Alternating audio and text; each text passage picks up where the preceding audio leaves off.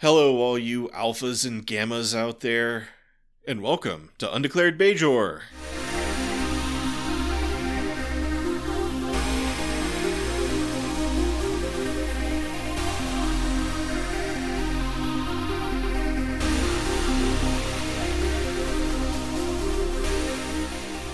This is Undeclared Bajor, the best Star Trek DS9 discussion podcast in the world. That always trips me up, because I never know quite what to say. Like, what are we the best in? Like, the world, the universe? All of the above. The multiverse? My name is Fletcher, about to say hello is Data. Hey. Today we're going to discuss and review and discuss and rate Star Trek DS9 Season 6, Episode 14, One Little Ship. Alternate title, Shrinkage. Wow, okay. Although no alternate title is really needed for this episode. Well, apparently behind the scenes, on set, it was called Honey, I Shrunk the Runabout. I feel that's a little on the nose. We will be discussing spoilers up through this episode, but not after this episode of Star Trek Deep Space Nine, so it is safe to watch along with this podcast if this is your first time watching Star Trek Deep Space Nine, but we do spoil all kinds of stuff, so watch out for that. Just not Star Trek stuff, unless we forget. So, on the other podcast that I do, we got a bad review after a recent episode, like 2 weeks ago, because someone was upset that we'd spoiled, I believe it was 2 Game of Thrones spoilers. 1, the Red Wedding, and 2 was that Jon Snow is not Ned Stark's bastard. And I was like... I was like, that was 10 years ago at this point, right. Y'all. Like, if you don't know by now, then it's not our fault, okay? Now, if it was a more recent movie or show or whatever, then yeah, that might be a different story. Yeah, I'm sorry. This is just the world we live in. We're not going to we're not going to hold anything back. It's a Darmok-like world where we talk in terms of pop culture references. You're not wrong. So, although I'm still a big fan of, there's a guy named Preston Jacobs who's a Game of Thrones theorist or Song of Ice and Fire theorist, right? And he has the Rhaegar and Lyanna? Yeah, R plus L equals D. He thinks that Rhaegar and Lyanna are actually Daenerys' parents, and that Jon Snow is either Ned Stark's bastard or his brother Brandon's bastard. So I like that theory. It was funny for me, especially because I think I'm the one who mentioned the Jon Snow thing on the show. I'm like, I didn't watch Game of Thrones or read past the second book. So if I know this, then if you are a legitimate fan, you should also know this. Yeah, but I mean, this has not been fully addressed in the books yet, so we don't know. Oh yeah, you gotta add, I don't know what season it is, that you gotta draw the line between, here's where they start making shit up that hasn't been written yet. Right, exactly. At some point they just started going rogue and making up their own stuff, so. Well, it's not like they had any choice in the matter. They couldn't, let's put the show on pause for 10 years until somebody writes a thing. Although they've claimed that they had their meeting with George R. R. Martin, and the only thing he asked them was, who are Jon Snow's parents? And they answered correctly, and so that's why he let them. I don't know how true that is, but I think that's just what the creators claimed is how they got the rights to the show. So I keep hearing that he has objections to the new show. Yeah, apparently he wrote a blog post say, I have not seen past the first few episodes of the show. I liked what I saw, but I guess the new season has diverged wildly or something like that from the original book. Back to the show that we're actually watching. this thing we're talking about, I'm leaving that all in. Yeah. Go ahead and put the review starts at timestamp thing down there. I don't care. One Little Ship originally aired February 18th, 1998. It was written by David Weddle and Bradley Thompson, that great duo, and directed by Alan Craker. I like on Memory Alpha, it's the 14th of February this year. This was a Valentine's Day episode. It's a very romantic episode, clearly. Nice. Yeah, Memory Alpha, Wikipedia, and Paramount Plus, as I'm sure I've said many times, all have different dates. Yep. And so, since Paramount Plus is the only one that's even kind of official, that's always the one I go with. So there you go. But yes, Cirroc Lofton, not in this episode. He did not get shrunk. Cirroc Lofton stayed 8 feet tall, or however tall that guy is. And I want to start my summary by saying I just don't think I'll ever have the energy to properly nitpick the physics of this episode. Oh, that would just be a monumental feat, but we'll do our best. We'll do our best. So, I mean, it's basically Antman physics, because they're like, even the space between their molecules is decreasing in size, or what? Like, they call that. It was the quantum components of their atoms, the space between those. So I guess that would also make the molecules shrink. But so yeah, something strange has been discovered in Federation space. A rare subspace compression phenomenon. Exactly what is the phenomenon? What caused it? Don't worry about it. Nope. But what better ship to investigate this phenomenon than the USS Defiant? But the Defiant doesn't have any shuttles, so we have to bring the runabout Rubicon also. I mean, the Defiant does have shuttle pods, but I don't think that they're real good. I don't know why they couldn't send the Enterprise to do this, but... Well, look, the Enterprise is busy with important Dominion War stuff. Okay. Probably. Unless you believe... Didn't we look this up one time, and... I think at least the official memory beta explanation... No, the official explanation I think that Ira Stephen Bear or somebody had was that the Enterprise E was too important a symbol to be put on the front lines of the war. Oh, that does sound potentially familiar. They kind of kept it out of danger because they didn't want that propaganda victory of losing the Enterprise. The Rubicon is manned by Dax, O'Brien, and Bashir. And they fly into the phenomenon with the Defiant holding on with a tractor beam. So it's kind of like you tie a rope around your friend or hold him by the belt or something and lower him down into the thing and then hope nothing goes wrong. But specifically, they're flying into the accretion disk of the phenomenon. This is all very important stuff. Yeah, I guess there's a black hole or something similar that's creating this accretion disk as part of the phenomenon. I don't know.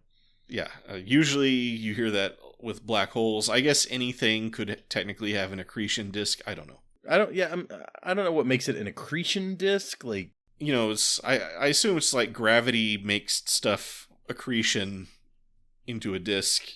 Isn't an accretion disk the thing that planets are formed out of also?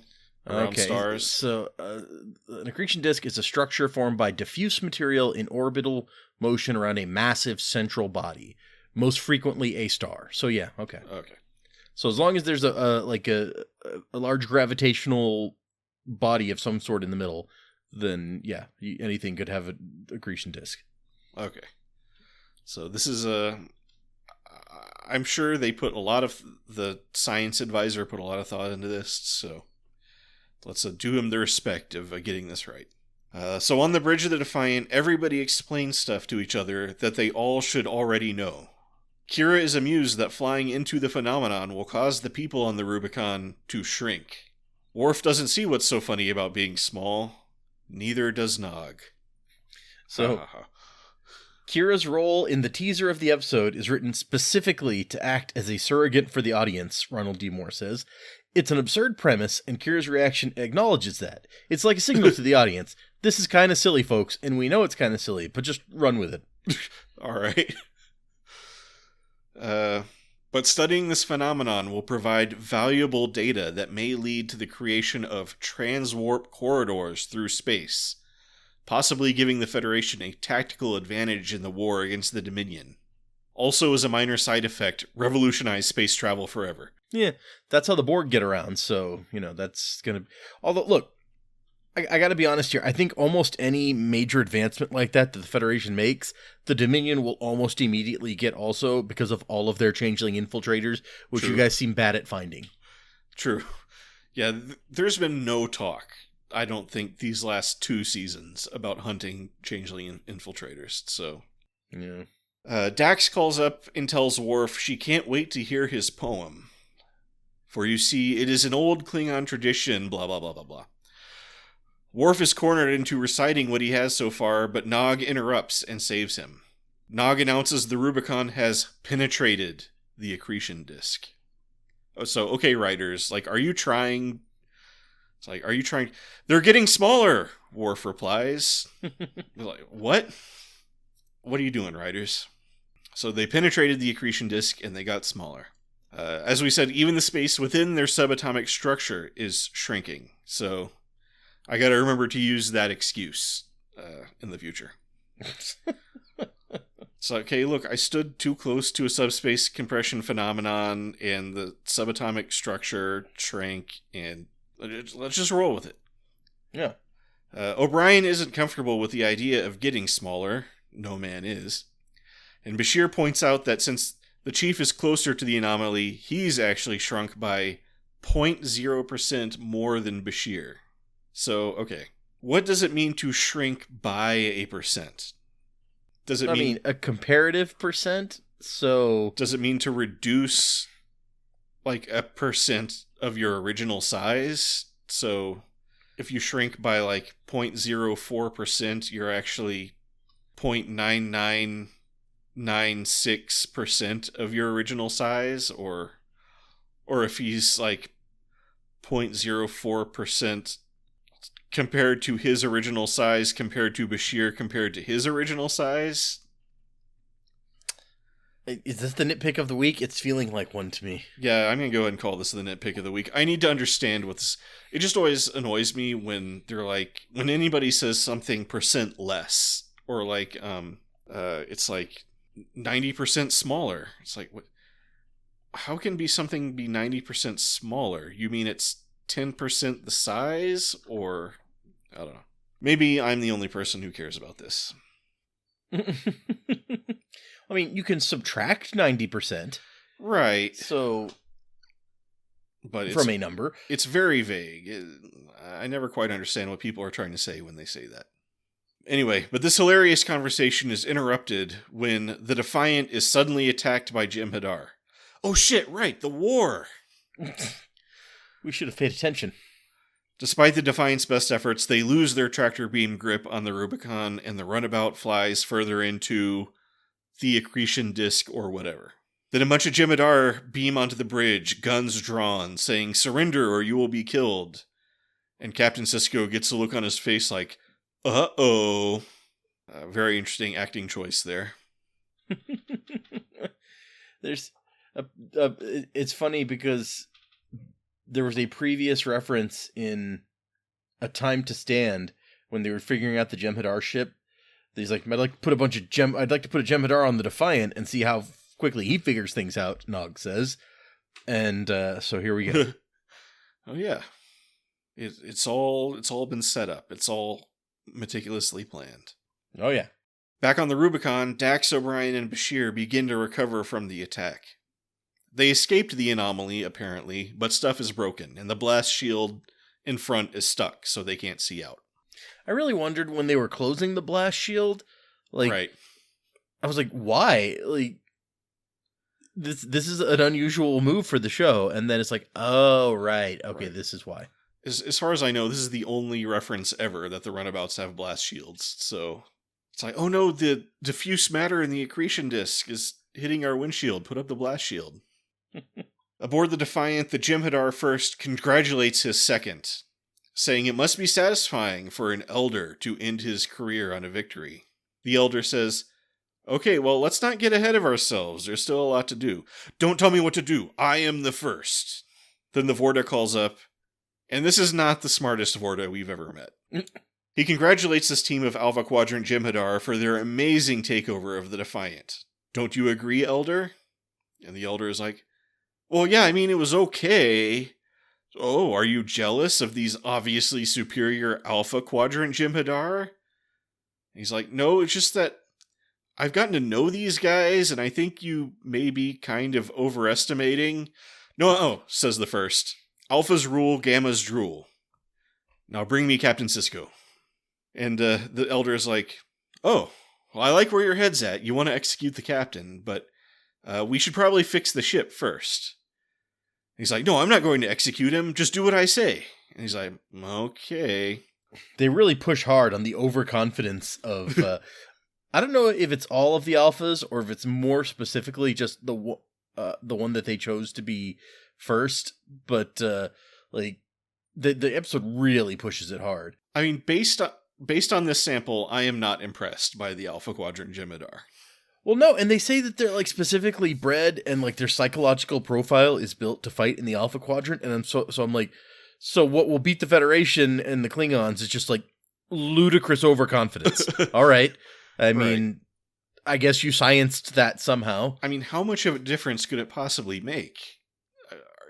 Are you telling me like the super advanced, like combat perfect Jem'Hadar of the Gamma Quadrant can't get the job done in the Alpha Quadrant also? Well, I mean, we've seen humans beat them up a bunch when they're supposed to be way stronger. Yeah, that's true. So there's something wrong with them. That's true. Yeah, the elite soldiers of the Dominion have always kind of been a little questionable. Although, I mean, we still haven't heard about any new sources of Ketracel White that they have going. So I'm like, isn't making way more Jem'Hadar just going to, like, exacerbate that problem of the white shortage that we've heard about repeatedly? Yeah. Maybe they got their hands on that trinucleic fungus planet. Yeah, it could be. So there's a note in here that this episode reveals that the Alpha Quadrant Jem'Hadar have been produced with different genetic makeups. The Alphas, as they are called, are supposed to be better suited for battle than their predecessors, in the Alpha Quadrant, than the Gammas. There were plans to further develop the differences and animosity between the two breeds of Jem'Hadar in later episodes, but the plotline was abandoned after this episode. No other mention is made of the two breeds. I imagine that pretty quickly the founders realized how crappy these guys are and just had them all wiped out. I mean, if they got any sort of report about what happened on here, where it's like, oh, the whole thing went to hell because like the two groups were like trying to one up each other or something, then or maybe honestly it went to hell because of the overconfidence of the Alphas. Maybe they just like after a couple of misadventures like this, they're like, okay, kill them all, let's start over. These guys are maybe not what we're looking for. I mean, I guess technically they're in like an alpha test at this point. So, down in the mess hall where all the main characters are being held prisoner, Worf is beating himself up for not having foreseen this incredibly foreseeable turn of events. Well, yeah, if that isn't your job, I don't know what else is, but... but they try to comfort him that it's like, no, it would have been impossible to see them coming. The ships came the ships came from the anterior angle of the anomaly. So, we all know in this type of subspace compression anomaly with an accretion disk, if you come from the anterior angle, nobody's going to see you. This is I mean, basic science. Even if you'd put like some probes over there or something just in case, you wouldn't have seen them. You know, there's nothing you could do. I like that we had to have this scene to absolve Worf of responsibility for this horrible tactical failure. Mm-hmm. But Sisko diverts the conversation to productive stuff. He reasons that it may take a while for the Jem'Hadar to get the Defiant warp drive working again. That will give them time to break out of the mess hall and retake the ship. So, okay, step 1. How do we get out of the mess hall? Then the Jem'Hadar Elder opens the door and commands, "You, Captain Sisko, get out of the mess hall." The plan is going so well already. Right? It's like the Jem'Hadar are just going to retake the ship for us. Yeah. On the Defiant, or I guess the Rubicon, O'Brien finally gets the window shutters open, saying, "Ask and ye shall receive." So more Bible quoting. There's just all kinds of Bible quoting in this season. The shutters open, and they can't figure out what they're looking at. Bashir says it looks like a large black I mean, you're doing this on purpose, writers, right? I just know it. Anyway, the camera pulls back from the Rubicon to reveal that it is really far away from the Defiant. Or really close to it, but really small. Without a point of reference, it's kind of hard to tell. My brain just fills in what it intuits is most likely. Well, I mean, we already know that they shrunk, so... Yeah, that's true. Like, you know. Also, if he was seeing the circle right there, then they're probably not super far away. Apparently, since they left the anomaly by a different route than they went in, they have been stuck small. So think Micro Machine scale. Yeah, and this is more like my nitpick of the week, where it's just like, so if you go in and you come back out, but by a different route, then you don't change back. But then, if you go back in and come back out by that original route, you do change back. You don't get smaller the second time you go back in. You've already gotten small, apparently. So, like, I don't think it makes any sense. Maybe just different routes in and out shrink you by different amounts. So if you want to be the exact same size you were when you came out, you have to go back out exactly the way you came in. Yeah, but then when they came out, they would have gotten bigger by a different amount. Yeah, so they were really, really small. And then they came out and they got not as a little bit bigger, but not the right amount of bigger. So they need to figure out, the ship was all messed up. So they're going to have to figure out how to retrace their path out to go back in before they come back out again. Otherwise, like, they won't end up the correct size at all. I mean, maybe they understand the phenomenon well enough to know exactly what kind of angles you need to go in at or something. I don't know. Dax can figure it all out. Yeah, okay. So there's a note about... Okay, so first off, Ira Stephen Bear's like, how many shows can do a salute to Land of the Giants and The Incredible Shrinking Man? We had to do it. We owed it to all of the schlock science fiction that had come before us. If we hadn't done it, it would have been a crime. A creative crime. And dare I say, a crime against humanity itself. And then, in the same note, technical advisor Andre Bormanis says he was given the job of devising a plausible, quote, way for it all to happen. He was less sure, saying, for years, I'd been dreading the day that the writers would decide to do some version of Fantastic Voyage. I didn't know whether I'd want to ask for a credit or a disclaimer on the episode. I like Ira Stephen Bear, I think, is pretty obviously just like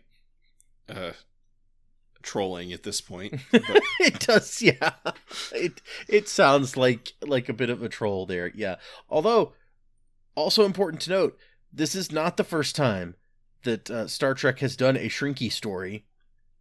The crew of the original USS Enterprise was shrunk to similar proportions as the Rubicon on the Star Trek the Animated Series episode, The Terratin Incident.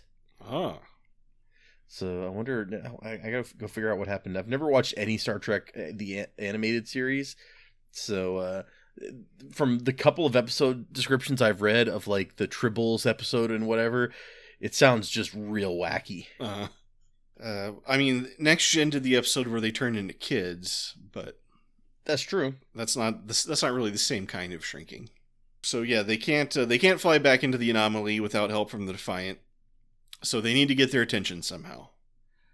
O'Brien is like, well, we're really small, so why don't we just fly in through the exhaust pipe? And so it's like, wait, it's that easy to fly into the exhaust pipe of the Defiant? Isn't that a huge security risk? Well, I mean, how many 1 centimeter enemies are they going to face? I mean, they could build drones or something, couldn't they? Probably. Or what if they run into a race of aliens that's just that big? So the Elder Gamma escorts Sisko onto the bridge, where the First gives a classic villain speech he has prepared. Yeah, he's going for it. He's like, Captain Benjamin Sisko, I have you to thank for my very existence. Without you, there would have been no need to breed Jem'Hadar in the Alpha Quadrant. Anyway, can you go down to the engine room and fix the warp drive for us? And the Elder is like, what? That's the worst idea I've ever heard. Look, he's clearly working out his retake the ship plan right now. He's basically drawing it out on a chalkboard. I mean, he's not wrong. But the First is like, shut up, I'm the First. And Sisko says, I can fix it, but I need all my command crew to help. And the Elder's like, no, absolutely fucking not. But Sisko counters with, "What's the matter, you chicken?" And the first is like, "Okay, whatever, let him have his crew." The first is like, "No, I'm not chicken. Right. I'll show you how not chicken I am. Give him the crew." Then as Sisko walks out, the first puts on a super self-satisfied expression that's like, "Oh yeah, I'm owning this."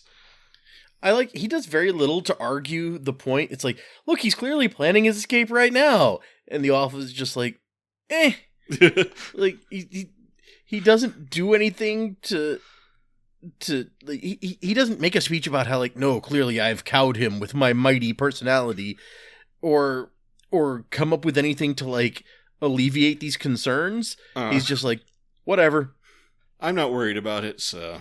Yeah, he's probably going to be fine.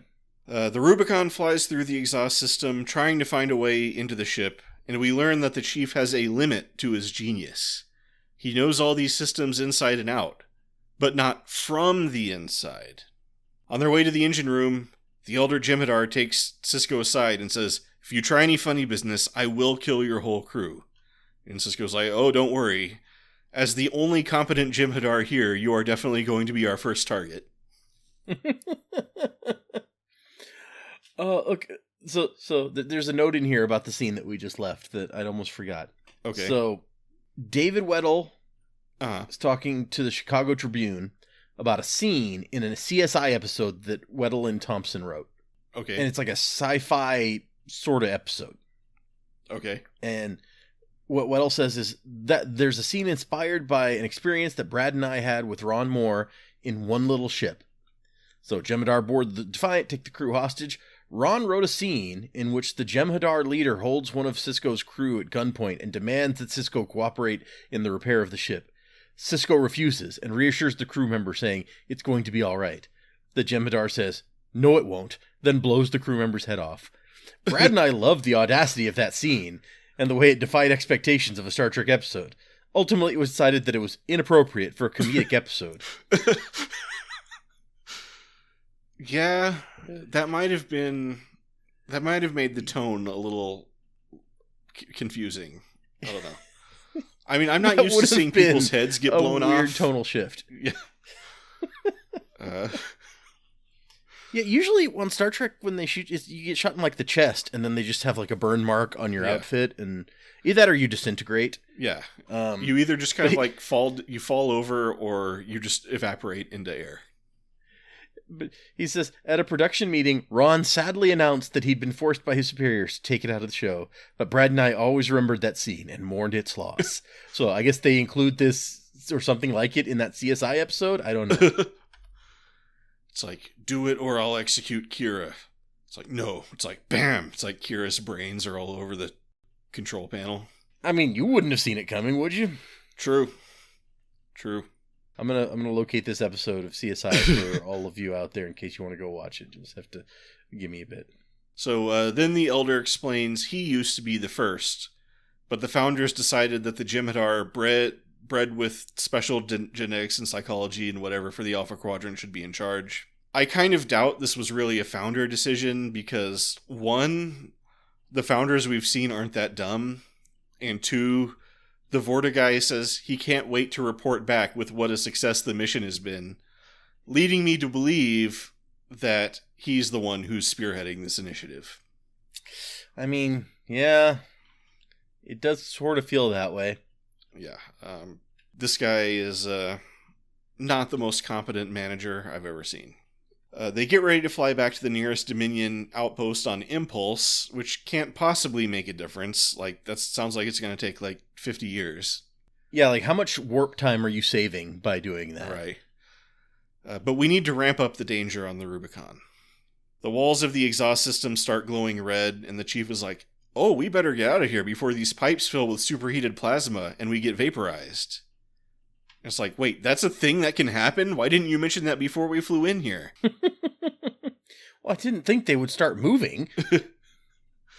So I forgot sometimes they fly the spaceship. Luckily, the threat of danger seems to focus the Chief's expertise, and he's able to get his bearings. But then Dax says, "Oh no, it's too late." And a burst of plasma overtakes the runabout and kills them all. No, actually, they're fine. I don't know what that outburst was about. Oh, okay. But they fly out a weird little door thing into the engine room. As they fly their little ship around the engine room unnoticed, Kira is working on the warp core, and the elder Jem'Hadar makes her stop what she was doing and teach a Jem'Hadar how to do it. So he's really keeping an eye on this stuff. He's trying to tamp down any sneakiness before it happens. Then the crew of the Rubicon notice that the engine room is filled with Jem'Hadar after... long after it seems like they should have noticed that, but... Didn't see that coming, did you? They, fly right into a Jem'Hadar's face. They're like, oh, crap. But luckily he's like, what? Yeah, how none of these Jem'Hadar see them is, like, the most unbelievable thing. So they fly up to hide... They fly up behind a pipe and hide and figure out what's going on. Then they get the visual sensors online and zoom in on the screen Captain Sisko is working on, and from this, they are able to figure out not only what Sisko is doing, but what everyone else is doing as well. So Kira is the only one actually working on the engines. Sisko is routing control of the ship to engineering. Worf is covering his tracks by sending false signals through the computer or something. And Nog is trying to break the encryption codes so that they can get control. Which apparently is an impossible job, but they gave it to, like, the newly graduated cadet because I guess he's the best engineer in the group. He's the only one who even remotely knows how to do that, so... But yeah, the codes are too strong, and O'Brien knows Nog will never be able to break them.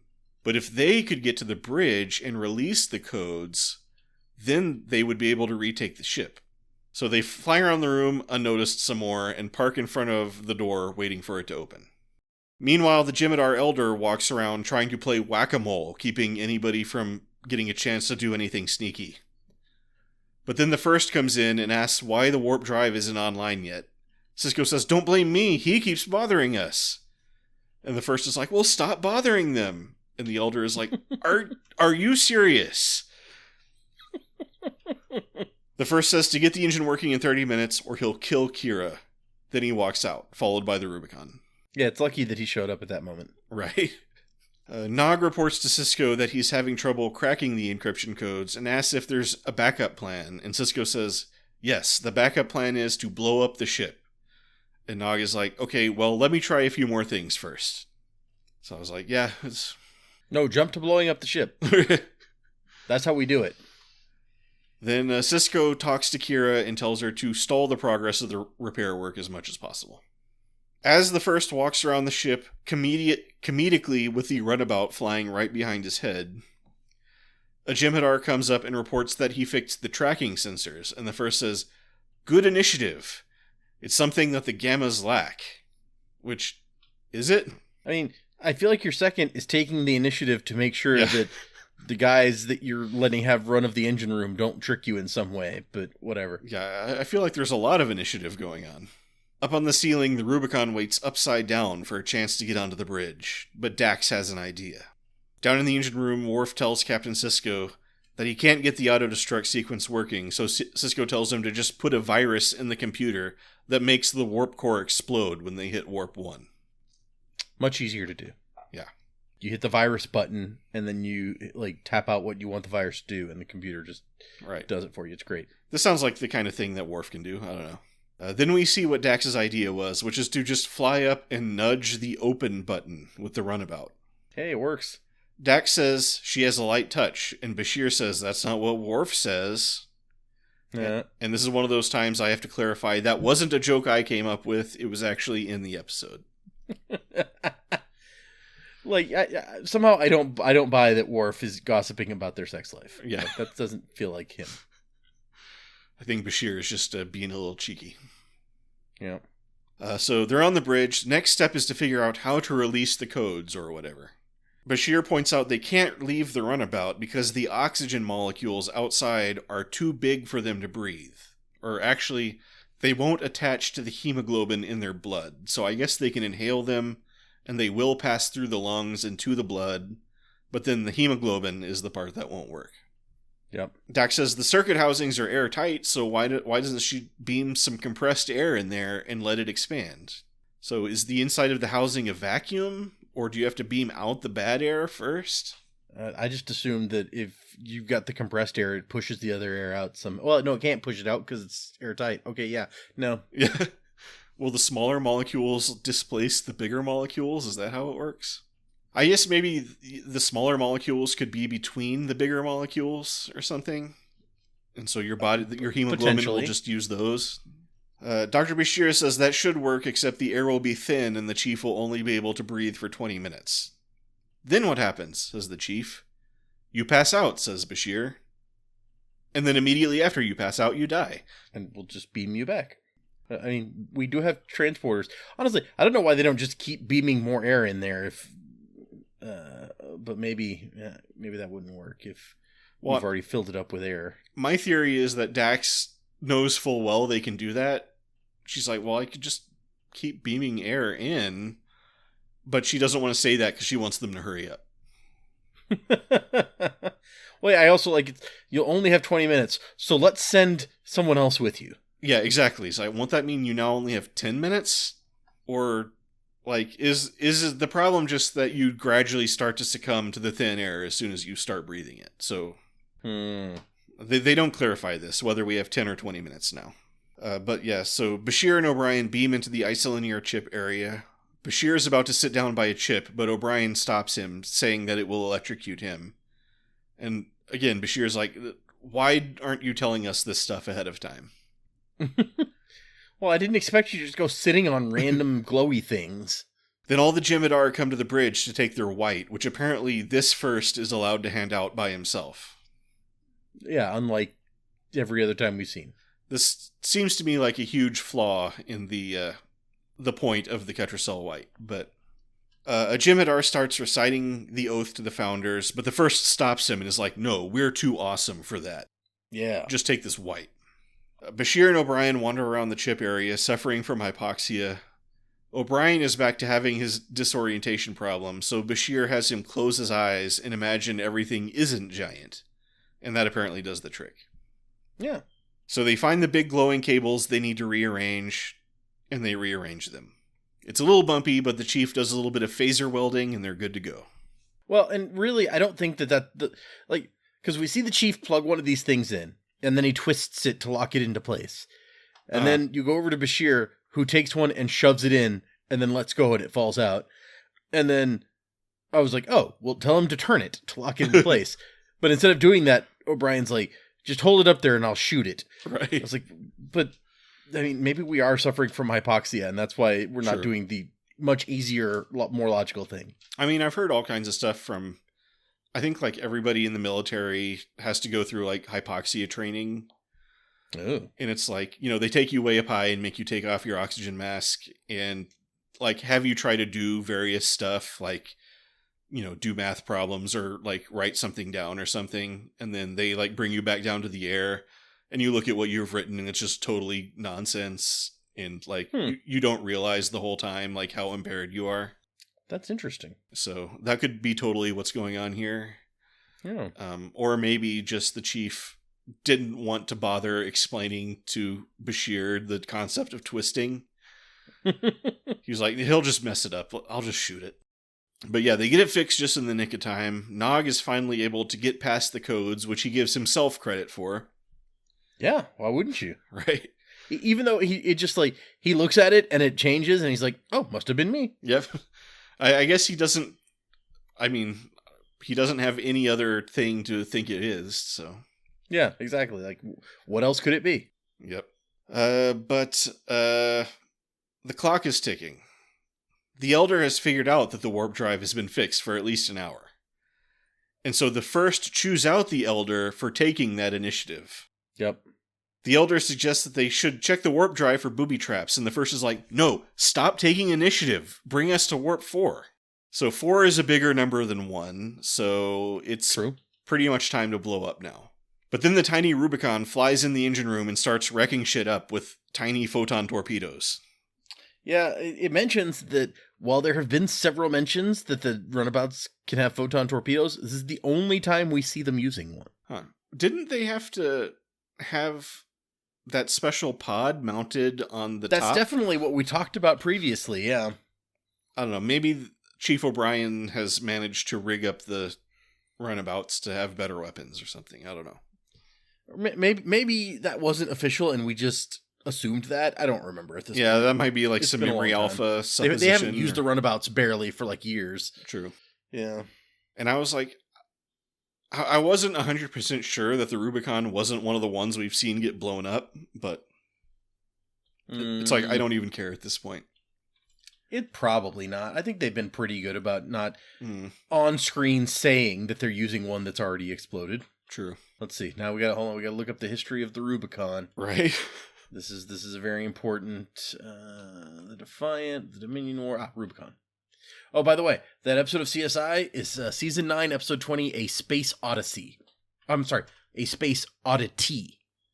Oh, is that the one that's clearly a guy who is basically Ronald D. Moore gets murdered? A television producer is killed at a sci-fi convention. Yeah, it's I don't watch CSI. So he's doing a dark, gritty reboot of a beloved classic sci-fi show, and someone murders him. Interesting. Okay. It's very clear. Like, they show a clip of his reboot, and it's very clearly meant to be like, you know, the new Battlestar Galactica or something. So the Rubicon was introduced in season 3, where Cisco suggests the name, and Kira's like, at the rate we're going to run. It's a good thing Earth has so many rivers.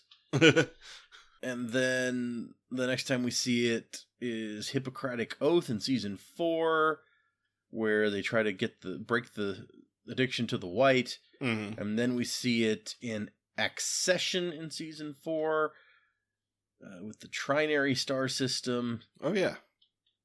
And then we see it in this one. So I guess it hasn't been around for a bit. Yeah, I guess, well, like you said, we haven't been using the runabouts very much lately, so. Yeah. So, yeah, they're flying around shooting crap up. Worf breaks a Jimidar's neck in a moment I'm sure was edited from British TV. Almost certainly. It doesn't mention that, but yeah, it tends to be the kind of thing that happens. At some point in there, I think the first gets killed, but they all look the same, so I couldn't quite tell who killed the first. According to his wiki entry, he is killed by Kira. Okay.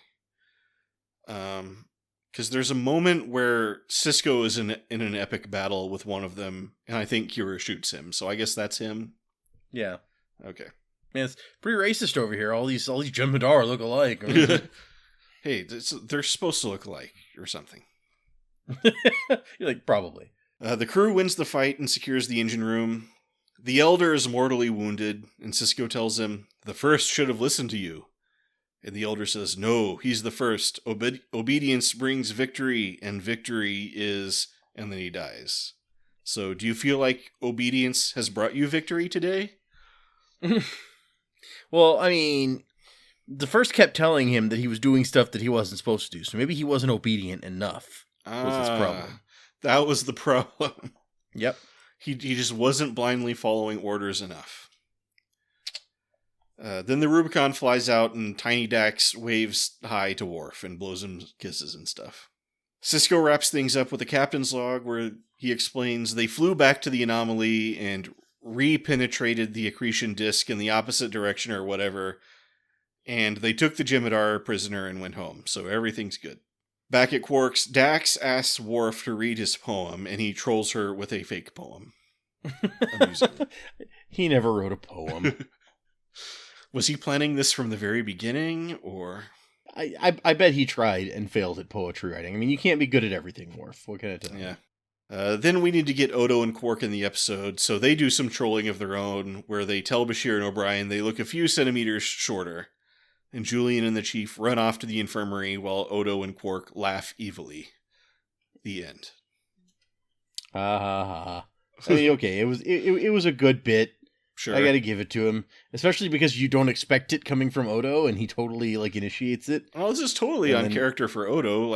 Don't you remember that whole episode where he was just, dragging Quark around, to see all the stuff he inherited from Morn? Oh, yeah, but that was, you write that off to, Odo doesn't like Quark and loves seeing him miserable, so... Let me read some more notes on this thing. Okay. Ronald D. Moore regretted that the conflict between the Alpha and Gamma Jem'Hadar was never revisited.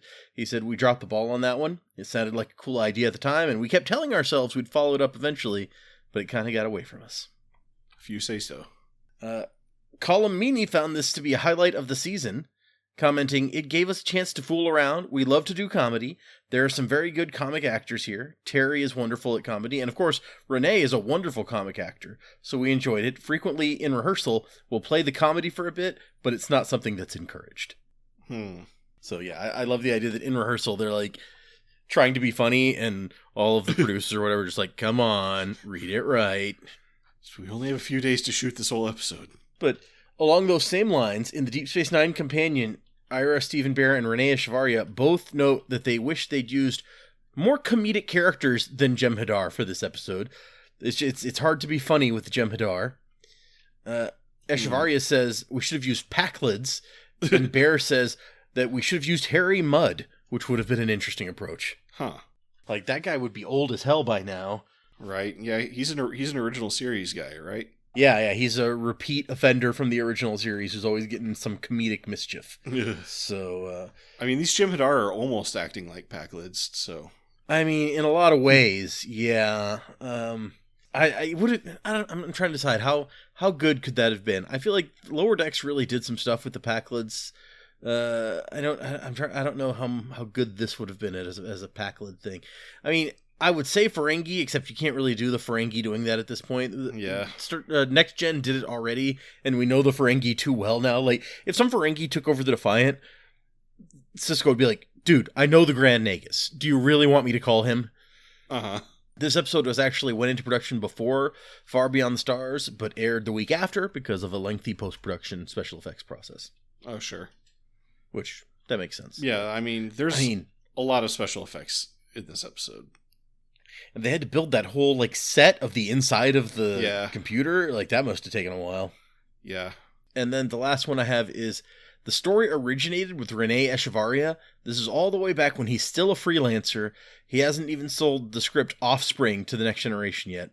He wrote a spec script about a shuttle whose occupants shrink after an accident, and then used their newly reduced size to save the Enterprise D from an occupying force. He didn't pitch the script at the time. He just wrote it. But several years later, after he became a staff writer during the 6th season, he was like, hey, Jerry Taylor, you want to do this? And she's like, no, we don't. So then he comes over to Deep Space Nine, and he's like, hey, Michael Piller, you want to do this? And Michael Piller's like, no, we're not doing that. Then our Stephen Bear takes over, and Ashwari's like, hey, what about this Shrinky script? And our Stephen Bear's like, no. And over the next several years, Renee keeps pitching it until eventually our Stephen Bear's like, okay, fine, we'll do it. Huh. Which really flies in the face of his statement from earlier about, like, how could we not do this? It would have been a crime against humanity. I think there was that Incredible Shrinking Man and Fantastic Voyage or whatever double feature on Turner Classic Movies. Yeah, that's what it was. He's like, oh, and then, you know what? Just coincidentally, the next day, Renee came in to pitch it again, and he's like, somehow it sounds like a good idea this time. I'm surprised Renee Echevarria doesn't have a story by credit then. Right?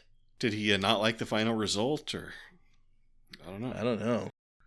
Is just the concept of a shrinky thing, like, too... like, might be too generic. Yeah. If you tried to take credit for it, you might have people suing you or something. Yeah. Who knows? So, we shall do reviews. How do you feel about the episode One Little Ship? Well, so I like that we're doing an ensemble piece again. Uh-huh. I actually have that in my notes. Like, well, you wanted an ensemble. Yep. And everybody gets a little bit to do here. They even, squeeze Odo and Quark in at the end to give them a little bit of comedy screen time. Sure. So I appreciate that. This is, like, without a doubt, just a silly little episode. Uh-huh. That it doesn't have any... I mean, if it had been the introduction of a long-running, like, rivalry between the Alphas and the Gammas, you would say, oh, well, this was a significant to the overall arc episode. It didn't happen. So this is, like, an insignificant episode in the whole story. This is absolutely one that if you're, like, trying to make the list of essential episodes, you're like, well, you could skip that one. Yeah. But I do have I do have an appreciation for the funny, just fun little episodes when they're done well. And I think that this one was done fairly well. I think that like everybody got to do something. We took the silly premise and we hung a lantern on it at the beginning, like they said, so that we can just do it and just suspend your disbelief. Here it comes. The story that they told was interesting enough for me. So this is an above the line episode for sure for me. I don't know. I mean, it's certainly not rising up to a captain. For me, it's somewhere in between the commander and the lieutenant commander, and it's like right in the middle of there for me. So I think I will have to put it. I think I'm going to put it at lieutenant commander. Okay. You're riding that line a lot lately, it seems like. Yeah. So when I was a kid, my parents would hang out with their friends, and they would get all the kids together and put them in front of a TV, and we would just watch the same movies over and over. Like The Wizard of Oz was one of them. I think we watched Aladdin a bunch, and one of them was Honey, I Shrunk the Kids, and I just absolutely hate that movie. I generally hate anything that has a shrinking concept. I don't know why, except Antman. Antman is fun, but most stuff where it's like, oh no, we shrank, what do we do? Like, I've seen The Incredible Shrinking Man, did not like it. So this premise is just not immediately on my good side, but sure. The annoying thing is how well done it is. Like, I think this is kind of the best I've ever seen the special effects be in the show in a certain way. And just kind of how seamless it all looks, like with the little ship flying around and, the, like you said, the giant inside the computer motherboard set or whatever. So, yeah. And it's written in a pretty not offensive way. Like you said, they're not taking it too seriously, and they've kind of given you permission not to take it too seriously. I don't really care about the conflict between the alphas and the gammas. I will not miss that at all. And I thought it was kind of dumb, just how absurdly dumb the first was the whole time in the episode. They really do play it hard. Like, he is dumb. It's like, usually there's a villain. What makes a good villain is they're always kind of like anticipating you, and like, you try to pull a fast one on you, but then unexpectedly they knew what you were doing or whatever. And that's what that Elder Jim'Hadar should be, but his hands are like hilariously tied and he can't do anything. Like, he just has to watch all this ridiculousness play out. In a way, I kind of enjoyed that aspect of it, but just all the stuff, because there are scenes in there that just don't need to be in there unless they're setting up an alpha gamma conflict setup, like, where the first promotes the guy to second or whatever for fixing the tactical whatever. But anyway, it's I'm pretty much on the same page as you. I think if it wasn't as well done, it would be a below the line episode. But since it is well done, and they have a few comedic moments that really land. Like, Terry Farrell does comedy pretty well, and that little bit at the end was kind of funny. So, I'm going to go ahead and also give it the Lieutenant Commander. So, it's funny what you said about, like, watching Honey, I Shrunk the Kids, because it, like, when we were kids, it was like your parents bought VHS tapes, and whatever VHS tapes there were, that's what you watched, right? Like, right. That was the choice. And so, like, at my house, we owned one movie from the Honey, I Shrunk the Kids franchise, but it was the third movie, Honey, We Shrunk Ourselves.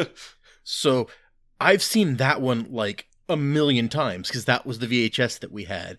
I have only seen Honey, We Shrunk the Kids like a couple of times. I watched it once like a couple of years ago just because I was like, oh, I don't remember much about that movie at all. Let's go back and watch it.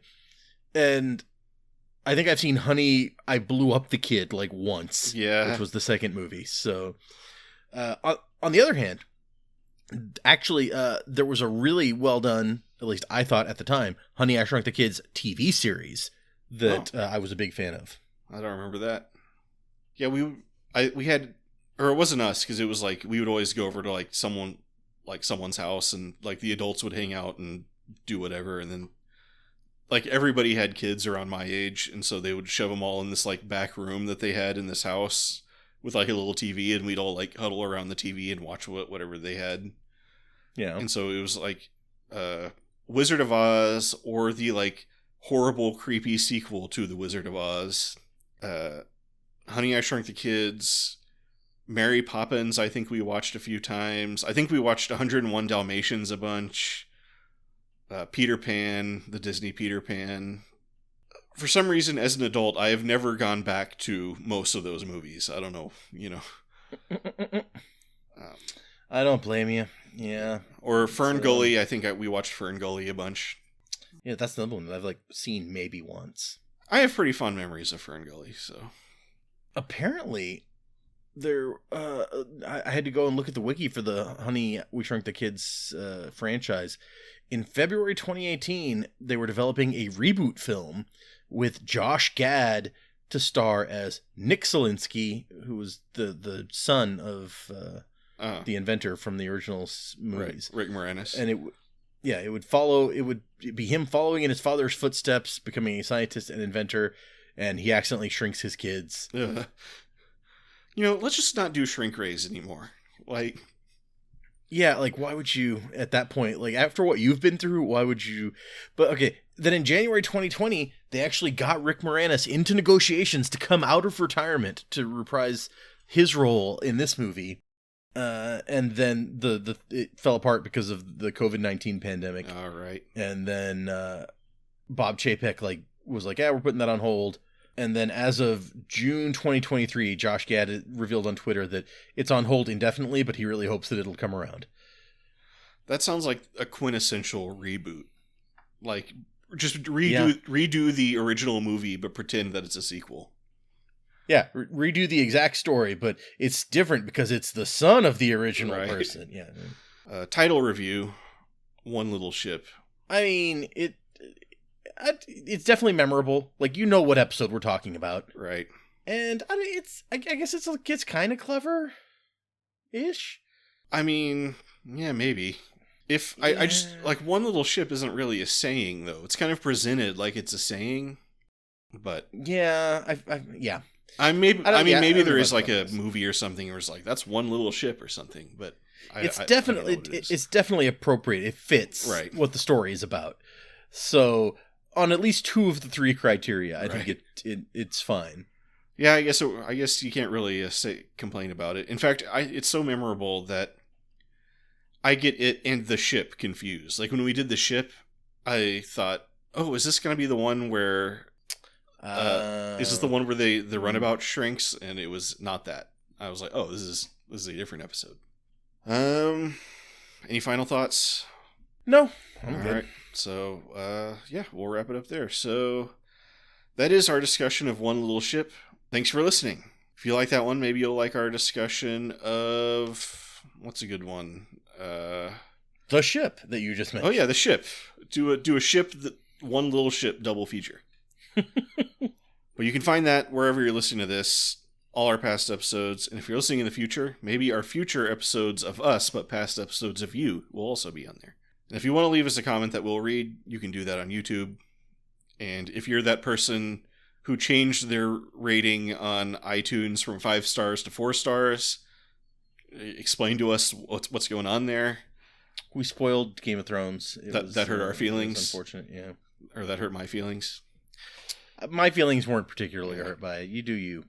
Yeah, my feelings weren't hurt either. I just, it annoys me to see the star rating so low. But my name is Fletcher, about to say goodbye as Data. See ya. We look forward to seeing you next week. But just remember, there was a tiny ship that took a tiny trip.